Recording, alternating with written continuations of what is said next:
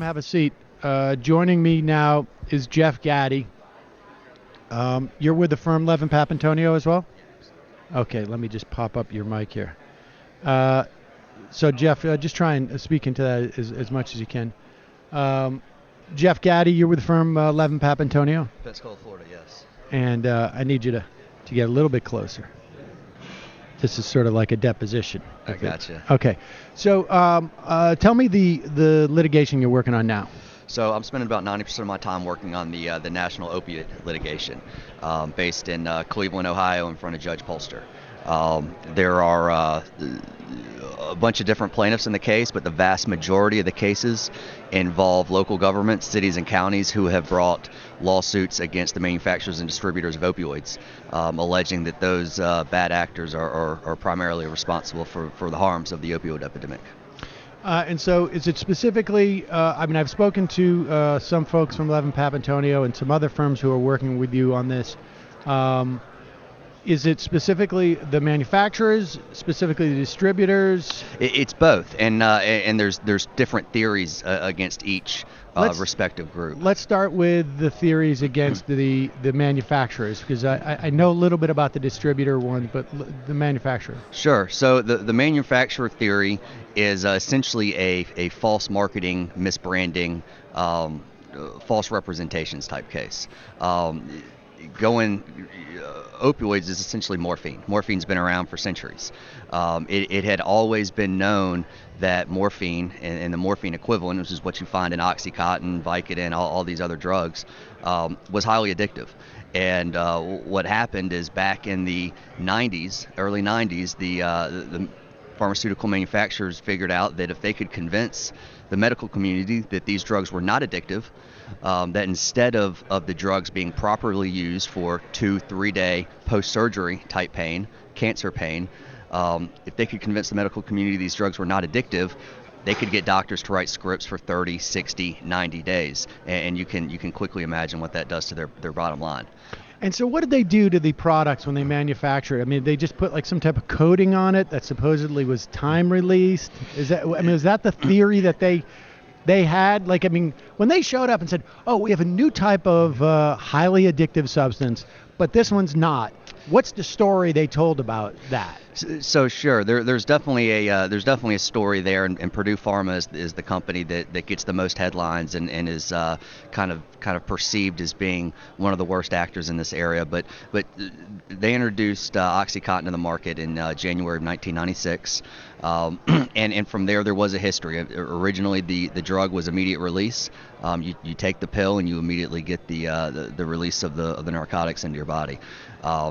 There was very quickly a immediate rise in abuse, addiction, deaths from opioid overdoses. So I remember Rush Limbaugh. I mean, not to point any fingers on any one person, but Limbaugh was in trouble for doctor shopping and going around taking out $9,999 that he's supposedly giving it to his cleaning lady. Sure. And so look, that's one of the things about this addiction is that it is gender blind, racially blind, economically blind. Anybody can fall victim to this.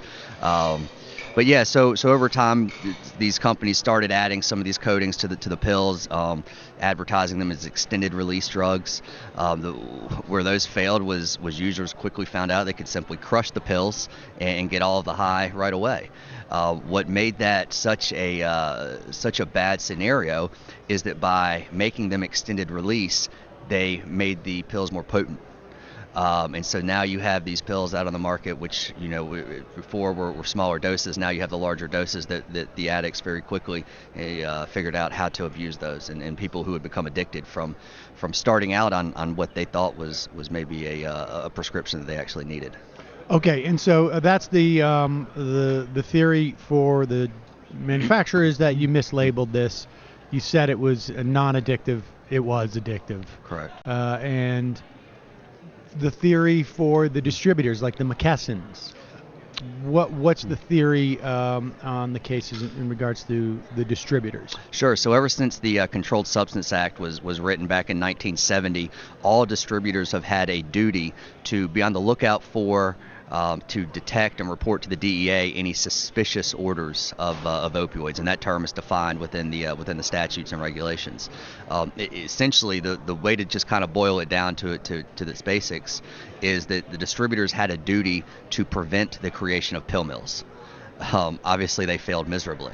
The stories that have been widely publicized about the large number of pills going into small communities in West Virginia, in Kentucky, some of the outrageous stories from South Florida, some of the video that can be seen that's taken on cell phones of folks inside pill mill clinics where you have lines around the building with folks looking for pills. Those were the jobs of the distributors, was to be on the lookout for that activity, and they failed. So and they've been caught failing. McKesson's been fined multiple times for violations of this specific act. Walgreens, who most people think of as a pharmacy, all of these chain pharmacies have their own distributor wing. So Walgreens for a long time was supplying their own Schedule II drugs to themselves. Back in 2013, they paid an $80 million fine for specifically violating this act. So it's widespread bad behavior on their part. So what is the relationship between what you guys are representing towns and counties, municipalities, and states? So the vast majority of the cases that are pending in Cleveland, are on behalf of cities, towns, and counties. There is one state that's in that litigation. That's the state of Alabama. They thought that one thing that's kind of unique about attorney generals is they never have to be in federal court. They can always file their cases in state court. Alabama decided that federal court in Cleveland was the best place for them to be. So the litigation that's proceeding there is primarily local governments. There are many state attorney generals who have brought their own claims in their own states. There's about an equal number that have not. So you're bringing a federal claim?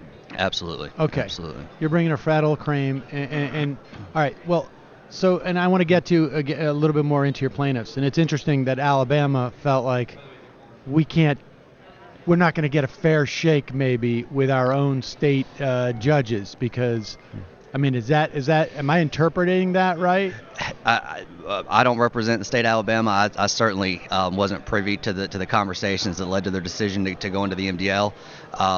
So you could speculate as much as you like. But, all right. All right. Let me ask you this then: if I was to speculate that the Attorney General in a specific state wants to join a federal action instead of taking it at home, it's probably because they think that their judges are probably too predisposed to ruling in favor of the corporate interests. Is that possible? Sure. I think the other thing that's also possible is they look at the opportunity to be a leader in the MDL, and they, the Judge Polster has appointed them as one of the briefing track cases. So they've filed the motions to dismiss have been briefed in their case, and Alabama had the opportunity to respond for that, and it's certainly put them in a position of prominence on a national basis, and as it relates to the litigation. So again, I can't say. I was talking hypothetically. I understand. Okay. I understand. All right. Well then, all right. With that said, so how is what you are doing different from the tobacco settlement? And just characterize the tobacco settlement for us, and then go into that. But in fact, before we do that, does the history of these companies, particularly the distributors, having paid fines, does that mitigate their culpability, or does that help you in having to say, like, well, I don't even have to prove that they broke the law, because the fact that they paid a fine is indication of that. I just need to prove that they actually caused damages because of those actions that they already copped to. Yeah, it's definitely the latter. Those actions and those civil findings by administrative law judges they boost our case.